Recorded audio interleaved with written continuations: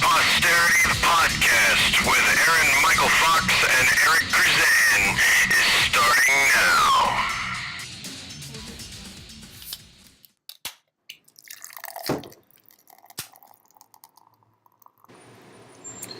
For Posterity this isn't a commercial. Why For Posterity is brought to you by background noise, making things difficult to record in downtown Huntington since 1871. Who's recorded 1871? There was some sort of phonographic device, I would think. You're listening to For Posterity, the podcast. Can you imagine the first podcast was like 1871? Could you trying to sell that to somebody? Here, listen to it. It's interesting. So Emma's got her boobs now. Like what else is there? What are they talking about? Tweet, false start, flag on the play, back up 5 yards, try it again.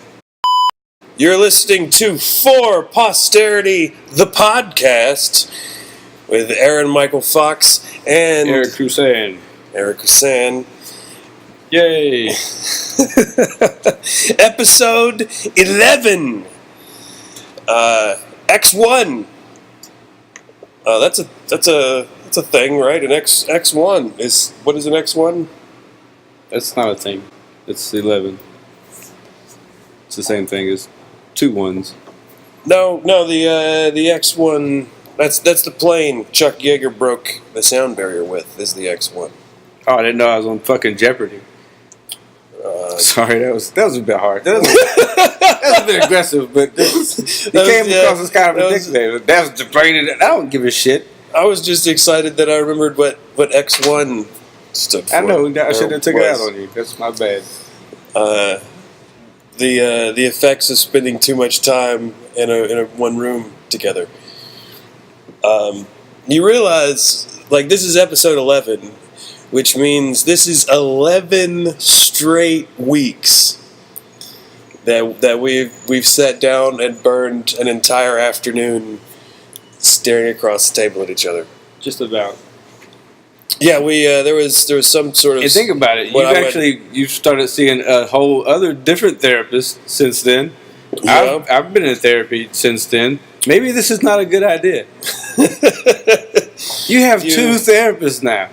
No, I have one therapist and I have one psychiatrist. Oh yeah, I forgot. There's a difference. Yeah, the psychiatrist is in charge of the medication. The therapist is there for cognitive behavioral therapy is the official term. Why don't they just call it bullshit? Like, really, she had to go to school for that long for that?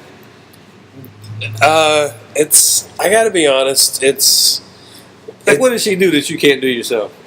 Honestly, I've been to therapy, I know. So right, the most fun thing about it for me as a selfish person. It's not supposed to be fun. That's why you can't get no help. Try to be fun. The most enjoyable, what I like about it the most, I'll say, is having somebody for an hour that I don't have to care about, like, how's your day going, like, how's your mom. You don't have to do that anyway. Well, I mean, to be part of society, you're like you're supposed to. I mean, I've never. You been say that to your good cat? at it. You don't. What do you do? Pleasantries, etc. Oh, pleasantries. Yeah. That's where those usually lead. But today is not the day for you, because you won't be hearing this on the day that we're recording it. But for us today is Back to the Future Day. Boo. This is October the 21st, 2015. Someone got a horn honk from the crowd. And an air brake from the concrete mixer outside. So that's 2 fans backing me up. No. This, of course, the day I'm sure you're long since sick of it by now. It's been all over the news. This is dumb. If you're sick of it, it's your own fault. It's I called Mom earlier to wish her a happy Like in what universe? Back to the Future Day. In that really? Yeah. No. What saddened me is that she was fully aware of it and wished it back. She's I guess no, it's been all over the news. Why is it a thing? Why are they trying to make it a thing? Is it because Star Wars got their own thing? I mean, I don't know. It's just it's cool. I mean, this is the future. Oh yeah. For 30 years, this is. I think it's leaning more towards Mad Max myself.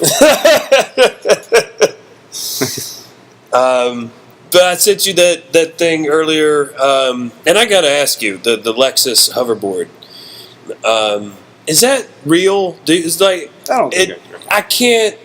But I mean, I investigated it with my bullshit detector on the surface, and that is like the Lexus website, right? Or are they just is it an elaborate promotional thing? I don't know. I didn't go through it that much. Supposedly, Lexus has invented a hoverboard. I don't think it's real. It's if it is, my gut. That's why I didn't. If it is real, it's pointless. It's why is Lexus getting into the skateboard market? Well, they're not. Like why get into the hoverboard market? Why is which this makes them clearly pioneers? And why wouldn't they do that? Why wouldn't they apply this technology to a motor vehicle? Because they don't like insurance policies. That just has disaster written all over it. Son of a bitch even touched the ground.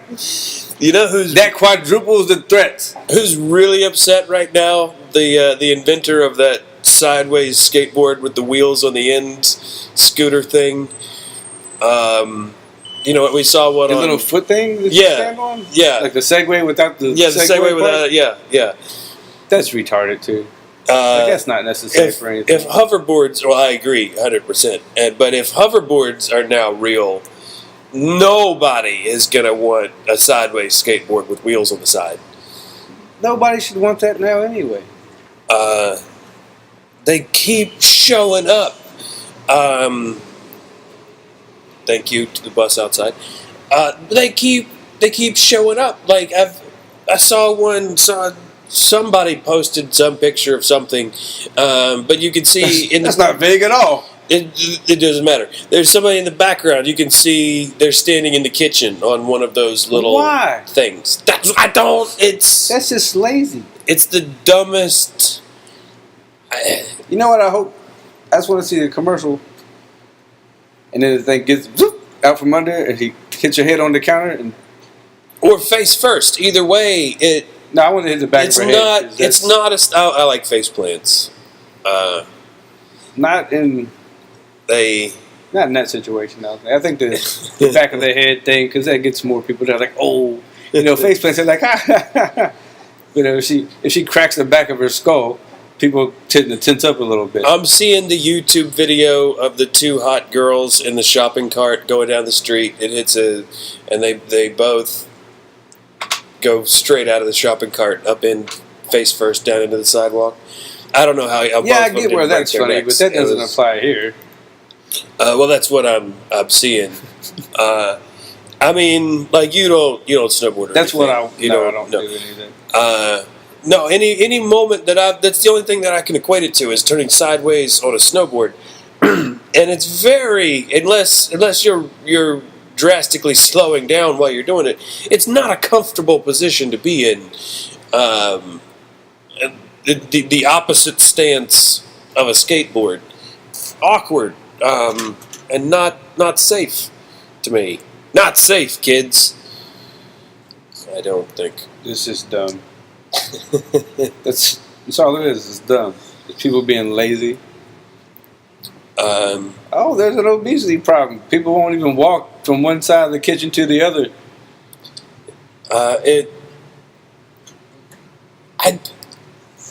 I'm still on the hoverboard thing. That even if it is real, it seems equally pointless and much more expensive. But people have been waiting for that. That's why today's a thing, kind of. But if it's not a thing, It's not. why would they do it? Like, it's a very elaborate knockoff of the Lexus page, just for a hoverboard hoax. Yeah, it's easy to do though. I mean, I guess if they've had 30 years to do it.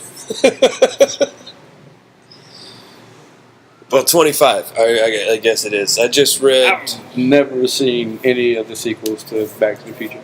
Like, I've seen the first one a million times, and I've never seen 2 or 3. When you sent that to me earlier, that one, like I enjoy the role reversal there. Yeah, I felt like a hypocrite. Because, I mean, you know me, when I've seen something, whatever I've seen it 1,000 times.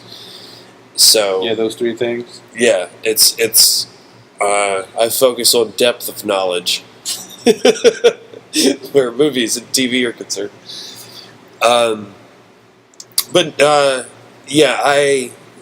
Back to the Future 2 sucked, clearly. It sucked slightly less Like, I than the remember third parts of it. I mean, the first one's great. The second one, meh. Third one, but it wraps it up.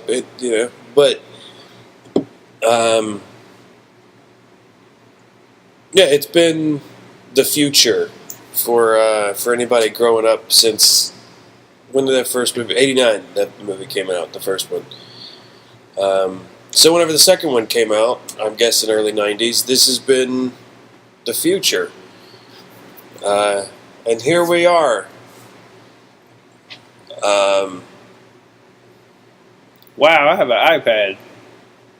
Yeah, you didn't see the article I posted earlier. That was one of the things supposedly they correctly predicted because you haven't seen the movie. No, you could just make shit up, and I'm like, oh, really? That's part of it? A black president? You don't say. Like, they predicted that too? There's a guy trying to save the clock tower in episode 2, just like in the first one when they're trying. How original? But in the first one, he's got a clipboard for you to sign with a pen and a paper, and in the second one, that's in the future, he's got what's basically a tablet, the touchscreen tablet. So they've got video conferencing that's basically Skype. But what's amazing is he gets fired over Skype, but still has to get a fax on a piece of paper. What? Yeah, they grossly underestimated how much we would detest paper in 2015. I still have no desire to watch those movies. Yeah, newspapers like USA Today. The cover of USA Today is the USA Today from Back to the Future. Yeah, I saw where they did that. That's cool and all, I guess. I'm not a fan, so I'm not excited. I'm not saying other people shouldn't be. No, that's what you were saying earlier, I think. What was it? Have a nice day, nerds. Yeah, just nerds. And I know that's the tone, even though you typed it. I know you said nerds. I did. Enjoy your disappointing day, nerds. I did. I meant that shit. Absolutely meant it. Because you're just making it into a thing so you have something to be nerds about. I didn't look at, what was the 52 reasons why it's the greatest movie ever made? I didn't look at any of that. No. So I'm pretty sure all of that is lies. Yeah, it's got to be sarcastic. But Robert Zemeckis did compare it to Citizen Kane. You haven't seen that one, have you? Why would you try to compare Back to the Future with Citizen Kane? Have you seen Citizen Kane? Not in years. His objection, the comparison was his objection to remaking the movie. He said it would be like remaking Citizen Kane. Oh, yeah. I'm surprised they haven't tried that yet. But he's apparently got... It's got Daniel Day-Lewis written all over it. Oh, yeah. Oh, yeah. Yeah. But Zemeckis supposedly has in his original contract, as does the co-writer, that they have some sort of final say in any remake while they're alive. No remake can be done while they're alive unless they sign off on it, and they've said they won't. And I just kind of thought, you just put a gazillion dollar, like, what do you think a remake of Back to the Future would make?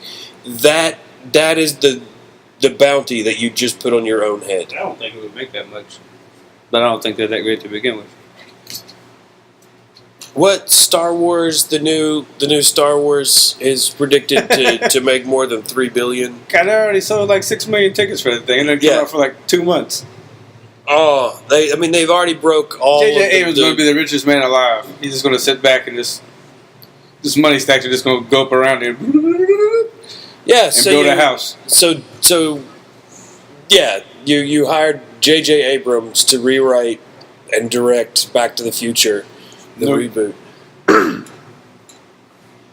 You don't think it goes? Nah. I don't think so. I think he got Star Trek and Star Wars right, and then don't push it. Like, just stop there. That's. I don't think you should make anything else after this. Well, after Star Wars, you're not going to have to, first of all. See, I'm of course going to go see the new Star Wars, but I'm really on the fence. The trailer, nothing I've seen so far has altered. The trailer was amazing. Nothing has altered. Nothing. Those promo stills, nothing have altered what I originally thought. Meh. Wow. Yeah, I mean, like I say, I'm going to go see it.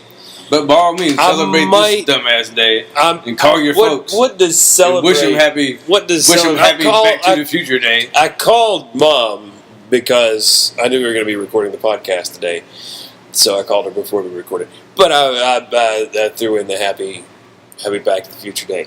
I'm not going to buy one of the limited edition Pepsi bottles. Pepsi's selling bottles that match the ones from the movie for $20. That's dumb. Yeah. See, I'm not doing it. I don't none of that. I don't care. I posted this morning Happy Back to the Future Day, and we're moving on. We're not carving a turkey, so don't say celebrate. You took part in it. You celebrated. We're drinking beer, but we're not barbecuing. Damn it! You took part in it. Just because you didn't stop it didn't mean it didn't happen. Turn on.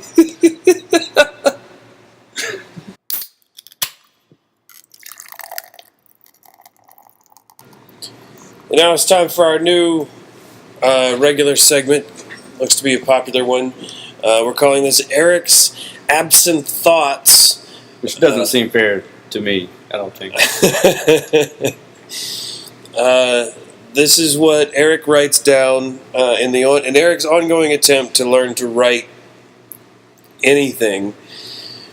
I have a thought, and I just put it in my notes. These are the notes that Eric makes, and then we try to decipher later. So what do you have? This one I think is impossible because it just says racism jar, and then like 3 dots, and then what's on the inside. That's it. Wait. It says racism jar. Racism jar. Yeah, and then it says what's on the inside. What's on the inside? Yeah. Oh boy. Yeah, right? I know where some of it came from. Okay, let's back it up. We know the formula. Let's back it up. Where were you when you wrote this? When I wrote the note. Yeah. Or when what? I was in a small town. Okay. I was going to Indiana. Okay. And it was the whitest town I'd ever been in my life. Like I wasn't going to stop to use the bathroom. Okay. I don't think you understand how white this town was. No, I think I understand. There was no. Yeah. No, I thought so too. You don't realize how scary it could be until you see a Kentucky Fried Chicken that's gone out of business. Like it's just a faded sign where Kentucky Fried Chicken used to be. There's no sign. There's nothing. It's not a good town. Yeah, so I was like, if I have to pee, I'm just gonna pee in this jar, and it'll be my racism jar. But I don't know where the joke was or where the rest of that came from. But there was a whole premise there. What's inside? Urine is inside. I know what's inside because I clearly put it there. But that's where I was when I wrote that note, and I don't know where that. Like that led to something that forced me to write a note. I don't know. Wow, I can't help you there. You got me on that one. What else you got? There has to be something there. It doesn't make any sense. I know I didn't want to stop, so I was. Racism jar. It's my racism jar.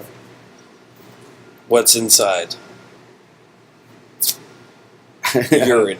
It's piss.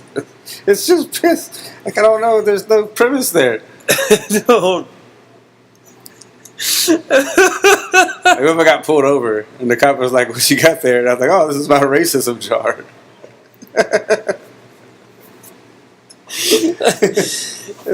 I don't. I'm pissing this because I'm scared shitless of your town, sir. I'm scared pissless. I don't. It was the scariest place I've ever drove to. In Indiana. Yeah, that's on my way to Indiana. I don't know what the name of the town was. I didn't know. Like, it could have been ran by Children of the Corn. I didn't stop. Like, it could have been no adults. It could have been all kids doing adult jobs. I wouldn't know. Side note, I just peed in a bottle on the way to come get you for this podcast. And for no reason is the amazing thing. It was pure nervous bladder. So it was nerve-wracking and then also disappointing. On the really, that's one of those things you can do without knowing, I think. Well, that was because a part of you was like, should I tell him? And you was like, yeah, let's tell him. Yeah, that's you could have just not told me. Yeah, should I tell him about my racism bottle? Your racism. It's a thought I had, and I don't understand how it became. Well, I thought there was a joke there. Clearly, it's just gross. Like it's. Well, picking your brain on this kind of thing is more than a certain amount. Like, I enjoy trying to figure out what the hell, was going through. But imagine how frustrating it is for me, because I put it in there thinking that'll be enough for me to go off of. Well, no, I prefer to think of you purely analytically. Like, this is a science experiment for me to figure out how you work. So creepy. What was this crazy ass thinking when he wrote? Crazy. I'm not crazy because I didn't want to stop. You yada everything important. You dotted everything other than the obvious information that we could sort through. I didn't have time. Obviously, I would have just wrote a whole thing. No, I don't think you would have. I don't think you ever have the time. That's why I wrote notes, because I know I'm not going to write more than that. I really think you're missing that crucial step of enough information to make you remember what the joke is. I know, but at the time I'm in a hurry. It seems like that would be enough. We had to take a time out for the motorcycle.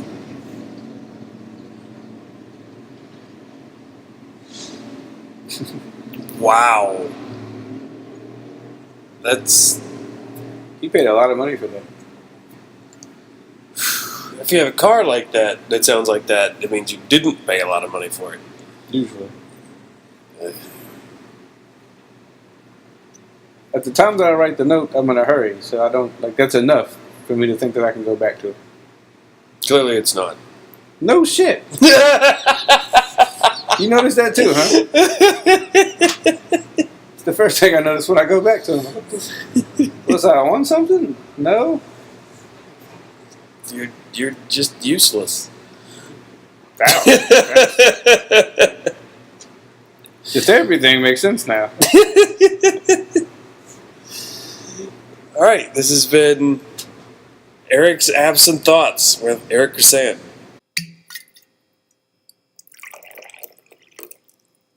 All right, I wanted to try out. I want to get your thoughts. This is something I've been playing around with, kind of stand-up wise. Eric, wanted to get your thoughts on this. Yeah. Were you here for the last bit we did? The last segment we did? Wasn't that the... You were there for that, right? I might not be the person to ask to help with your stand-up routine. Excuse me. Excuse me. My goodness. All right. Modelo Especial. Okay.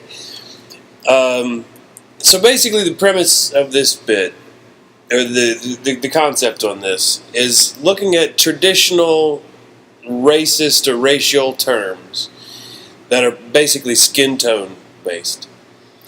And kind of looking at which ones are appropriate, which ones aren't appropriate based on culture, taking skin tone out of it.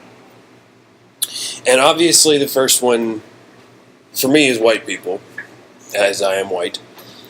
And I pretty much settled on that being, that's the correct term for white people. That's, because first off, we're not actually white. Like, our skin color is not white. It's some sort of pink tan color. Yeah, but they don't. It's not a color for that. Was it flesh color? Yeah, flesh color. It's kind of which is white people flesh color. Yeah, it is. I've never drawn a family member with a flesh color. Like it's not a normal Crayola color. Yeah, there's just the one. Like I love the flesh colored Band-Aids, the quote-unquote flesh-colored Band-Aid. Like, have you ever seen a black guy wearing a flesh-colored Band-Aid? Beige Band-Aids for black people? Yes, I've seen those. Guy wearing a Band-Aid, black guy wearing a Band-Aid looks like a suit with a patch that doesn't quite match the rest of the material. What happened to your eye? Why should I look like the elbow of a sports jacket? Hello, Professor, sir. Yeah. But I think white people is kind of the appropriate term culturally for white people. Like that, because there's no point in white history that is not very, very white. Like just bland, vanilla, cream, whatever you want to put on. It's just very, very white. Whereas, by comparison, black people, I guess, is the common nomenclature. When they're around, that's the accepted term, right, for now. That's what you say when they're within yourself. African Americans. Oh, I hate that. I'm not fond of the whole hyphenated American thing at all. But by comparison to the white people thing, this one's a little bit of a throwback for black people. But I've always been fond of, or not always been, but I'm partial to people of color. It's very distinguished. Again, we're not talking skin color, because that immediately, well, what color am I? I don't see that flying well in your family, though. Like, I like people of color. Your mom's like, oh, you mean the Negroes? Yes, Mom, the Negroes. Grandpa, maybe, yeah. But especially, like I say, in comparison to white people, I think people of color culturally is a much more is an appropriate name, because, like I said, there's no point in white culture that's not very, very, very, very, very white. But there's no point ever in black culture that I've come across that is not visually spectacular. You ever see a group of them go to a Baptist church down south? It's right? Right? It's ridiculous. They're all just like Steve Harvey. All of them. Even the kids are dressed like Steve Harvey. Like, show me anything fashion-wise that white people have ever come up with that rivals kente cloth. What do you mean? Suspenders are very attractive on a man. It doesn't. And I love that it. Like, it's just, I mean, it is clearly a cultural thing. Because, like, you see white people riding motorcycles, and it's all a very homogenous, everybody's wearing the same thing. They're all kind of riding basically the same they got Harley. the same leather jacket on with the same skull on it. Yeah, I don't know when the memo went out. We're all wearing the patch, the crest in the center of the jacket with the name over it and the chapter below. I mean, the only variation, more or less, is the height of the handlebars. That's really it. Whereas black people of color, riding motorcycles, it's amazing. It's the helmet, the leathers, the bike, it's like an action figure. It's like a They get off the bike at the party, and you're like, "Whoa, are you a drug dealer or a Power Ranger?" I can't read you, buddy. It'd be cool. It'd be cool if drug dealers just yelled out everything they were doing like Power Rangers do, like roundhouse kick, 20 sack. They just grab the 20 sack and just spin off into the distance.